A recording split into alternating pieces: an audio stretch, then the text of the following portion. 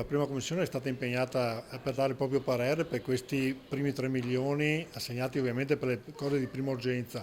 Io spero quanto prima che venga convocato il Consiglio, così potremo dare risposte serie a una situazione ai quali dovremo in qualche modo abituarci, perché purtroppo vedete ogni anno succede qualcosa di grave.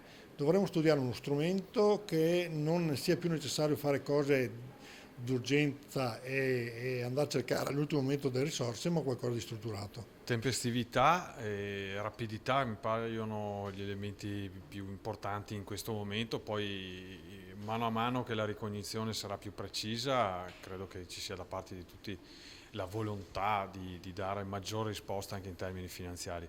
Però voglio dire, il primo passo è questo, la prossima settimana il Consiglio darà il via libera per dare ripeto, la primissima risposta a coloro che sono in difficoltà. Un primo provvedimento d'urgenza che, come avete visto, è stato votato all'unanimità. Oggi il vero tema però è quello di destinare nel migliore dei modi questi fondi, e su questo saremo molto attenti alle vere esigenze dei cittadini e del territorio. È un provvedimento, è una normativa che era aspettata con urgenza, era attesa con urgenza dalle popolazioni che sono state colpite da quello che abbiamo definito tutti come il tornado, gli eventi atmosferici tremendi che ci hanno caratterizzato la scorsa settimana. Ecco. Quindi il Consiglio regionale del Veneto e la Giunta regionale hanno dato sicuramente una risposta tempestiva e urgente per i primi provvedimenti.